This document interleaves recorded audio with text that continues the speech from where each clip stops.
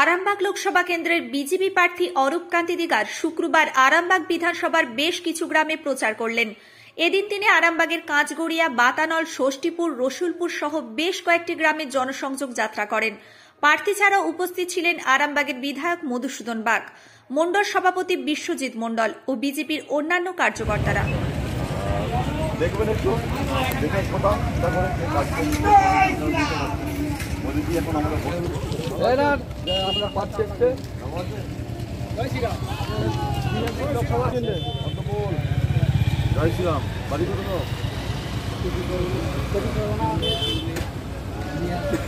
Vote দিতে যাবেন তো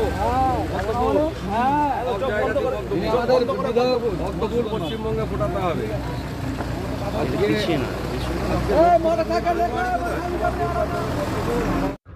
কোথায় প্রচার করছেন আজকে আরামবাগ বিধানসভায় এই বাতানল, এই বাতানলের দিকে আসছি। এখানে প্রচার শুরু করেছি।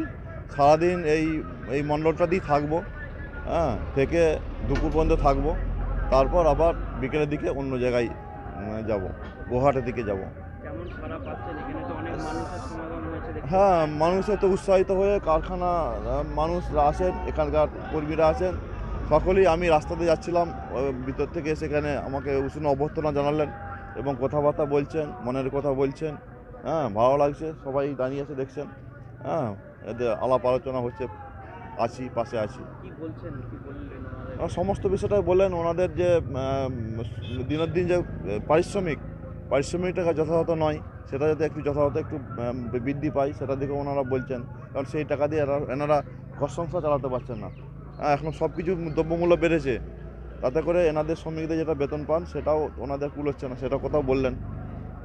দেখুন, তৃণমূল ফল বলতে তৃণমূল এখানে অত্যাচার করছেন, যেভাবে সন্ত্রাস চালাতেন, মানুষ তৃণমূলের কাছে নেই। অর্থাৎ তৃণমূল ভালো ফল করার কোনো তো রেজাল্ট নেই, কোনো আশাই নেই। মানুষ ওনাদের পাশে নেই। রাস্তাঘাট বলুন, এই অঞ্চলের ওনাদের গোষ্ঠীদ্বন্দ্ব বলুন, সমস্ত কিছু ওনাদের আছে। অতএব এখানকার মানুষ ওনাদের পাশে নেই। সমস্ত মানুষ এখন বিজেপিমুখী হয়েছেন, সেভাবেই এগিয়ে আসছেন আমাদের পাশে। দেখুন, আরামবাগ বিধানসভার মধ্যে সবচেয়ে বেশি 21 সালে 2রা মের পর সবচেয়ে বেশি অত্যাচার হয়েছিল তিরুল এবং বাতানল অঞ্চলে, এবং অন্যান্য অঞ্চলগুলো আপনারা সংবাদ কভার করেছেন যে অত্যাচার হয়েছে। তৃণমূলের গোষ্ঠীদ্বন্দ্ব যেমন আছে, অনুন্নয়ন যেমন আছে, তার পরিপ্রেক্ষিতে মানুষ তৃণমূলের কাছ থেকে সরে যাচ্ছেন। আপনারা দেখলেন বিগত 1.5 মাসের মধ্যে মুখ্যমন্ত্রী মমতা ব্যানার্জি কালীপুরের বুকে 2টো সভা করলেন। 2টো সভায় ফ্লপ হয়েছে। মানুষ যে তৃণমূলের কাছে নেই, এটা প্রমাণিত সত্য হয়ে গেছে আরামবাগ লোকসভার বুকে। এবং বামপন্থী যারা আজকে ভোট কাটুয়া হিসেবে দাঁড়িয়েছেন, বামপন্থীদের 2টো দল, একটা মার্ক্সবাদী কমিউনিস্ট পার্টি সিপিআইএমের পক্ষ থেকে একজন দাঁড়িয়েছেন এবং এসইউসিআই কমিউনিস্ট পার্টির পক্ষ থেকে একজন দাঁড়িয়েছেন। এরা অচল পয়সা, এরা সাইনবোর্ডে পরিণত হয়ে গেছে। এদের মানুষ একটি ভোটও দেবেন না। আগামী দিন ভারতীয় জনতা পার্টির দিন, তা রাজ্যেই বলুন এবং কেন্দ্রেই বলুন। তাই মানুষ বিজেপিকেই ভোট দেবেন। তৃণমূলের গোষ্ঠীদ্বন্দ্ব যত বাড়বে, তৃণমূলের অত্যাচার যত বাড়বে, মানুষ বিগত পঞ্চায়েত নির্বাচনে ভোট দিতে পারেননি, তার বদলা এই 2024-এর 20শে মে ওরা ব্যালট পেপারে নয়, ইভিএমের মেশিন টিপে, বোতাম টিপে তারা বদলা নেবেন। এখানে আমার আরামবাগ বিধানসভায় 144 জনকে আমি নিজে ঘর ঢুকিয়েছি, যারা ঘর ছাড়া ছিলেন। অত্যাচারীদের সংখ্যা 144-এর বেশি। লিখিতভাবে যে 144 জনকে আমি প্রশাসনের মাধ্যমে ঘর ঢুকিয়ে দিয়েছিলাম, তাদের সংখ্যাটা বললাম। এমন অনেক লোক রয়েছেন যারা যোগাযোগ না করে আত্মীয় বাড়িতে চলে গেছেন, অনেকে বাইরে কাজ করতে চলে গেছেন। এই রকম ঘটনাও এখানে ঘটে রয়েছে। লোকসভার পর আমরা কেন্দ্রে 3য়বারের জন্য সরকার তৈরি করব এবং আগামী দিনে ভারতীয় জনতা পার্টি 2026-এর বিধানসভা নির্বাচনে বিপুল সংখ্যাগরিষ্ঠতা নিয়ে আমরা বিধানসভা দখল করব। তারপর এই রাজ্যের শান্তি, সুস্থিতি, উন্নয়ন এবং স্বচ্ছ প্রশাসন দেব।